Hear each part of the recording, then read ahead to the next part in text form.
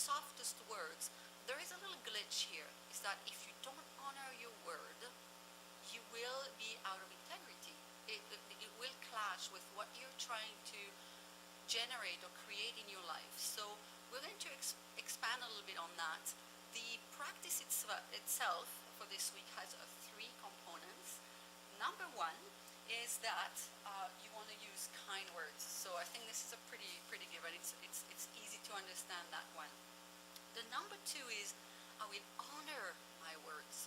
So think about how many times do you have people in your life that will say, "Oh, I'll call you," or "Stop by anytime. The door is open," but then you stop by and the door is closed, or the people are not very warm, or whatever you commit to. Maybe it's even a meeting and you don't show up, or there is someone who is trying to help you, reach out to you, and make a difference in your life, and you don't even have decency to say thank you. It's too much right now for me, or I'm not interested, or whatever. But your words count so much, and they are such a reflection of who you are. So that's another little aspect of the practice. And the last one is, do not overcommit. And so we're going to talk a little bit more about that, because one of the questions we received about this practice is someone recognized that they are the masters at overcommitting, and they don't know where it's coming from, what to do about it, and how to change it. So we're going to share some tips on that. But Doug, maybe talk a little bit more about why do people have a tendency to actually overcommit?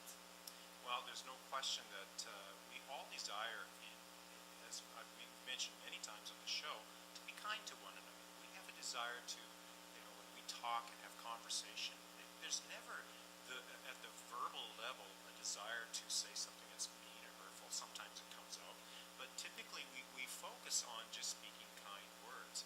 And so there's certainly at the mouth level the motivation to speak kindly. Why? Because we do want to make sure that the other person feels appreciated.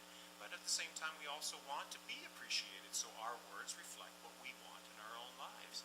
So we do speak words with kindness. But before we get into the why, I like the link between speaking with kindness or speak with kindness. I like the link because the words are speak with kindness. And so you can think to yourself, okay, speak with kindness. How does that link to honor your word? Well, think about it. Speaking with kindness means honor your word. Those two are inseparable. It means when I say something, I will follow through on it. So I like the connection there. And I think it's important that when we talk about this practice, when we say speak with kindness, think about all the repercussions that happens as a result of speaking with kindness. Today we're focusing on integrity, honoring your word, following through with your word. Mm-hmm. So why people overcommit? Often I've seen situations where I would be standing, and I've actually been a direct target for it, if I may say, where a person who is a highly influential person offered to help me in a group setting where that man had to show good, like, well, I can help you. But guess what? There was no follow-up at all. And so, you have to ask yourself, are you offering to help just to look good, to have a status in front of the people that are around you, or are you coming from a place of ego?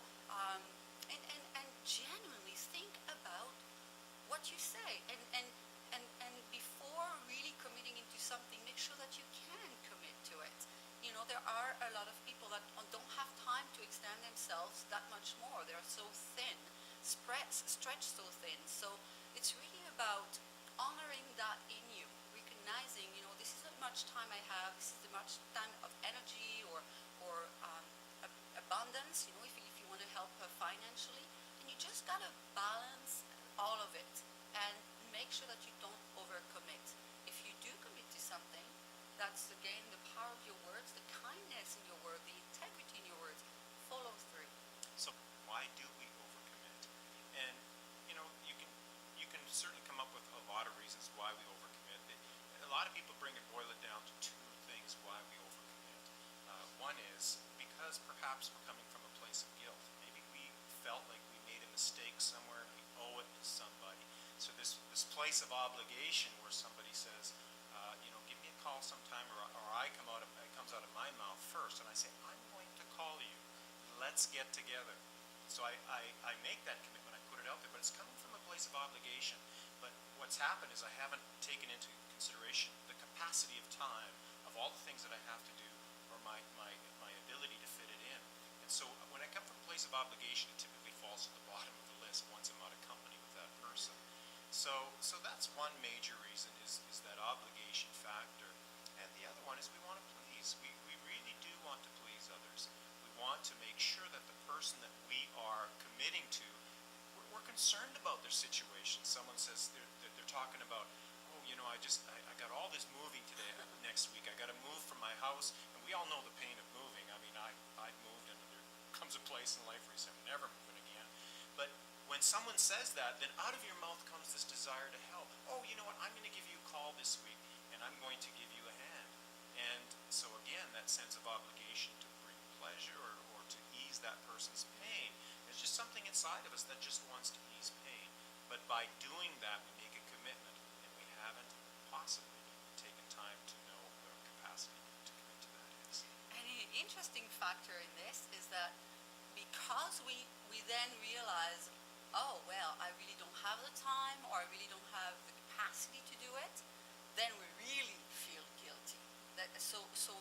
It's really a catch-22 here. We first offer help out of guilt, and then we feel guilty because we're not able to help. So it's a very interesting dynamic there. So we are just inviting you with this practice to just pay attention to what you say, to how you say it, and then if you do say it, you follow through. It's that simple. And if not, you just don't say anything.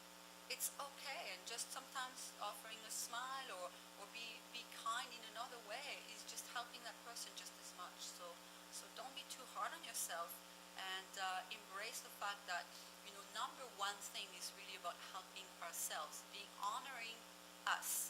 So this is the answer to the question of the person who said to me, I'm really a master at overcommitting, and I don't know how to change it. Like, what can I do to change that, to transcend that? So the person wants to know, how do I change this? And for me, personally, I decided to honor me first.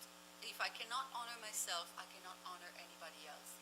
So really is, if I don't have time to spend with me, for me, to take care of me, then it really is really obvious that I should not commit to anybody else until I am able to create that space for me.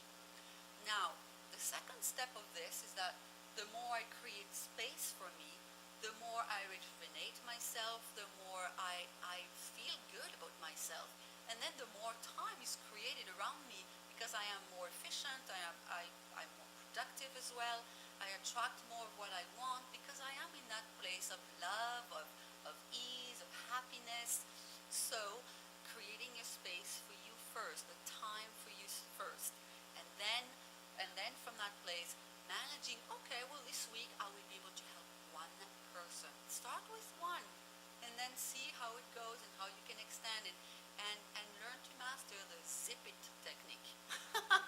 Zip it. Don't say it, zip it. If you know you cannot commit for sure, zip it. Yeah, very, very important. And a phrase we use a lot is, the way you do one thing is the way you do everything. A phrase that's out there used by many people. And so this is really important. If you think about what we're talking about, the fact that we don't follow up. Let's say we don't follow up with people. We know that that's happening in our lives. Like what you said, it really comes back to ourselves. And it's probably a good thing of what we're doing to ourselves. So think about how you're treating yourself. What are the things that you said you were going to do for yourself and didn't follow through on them?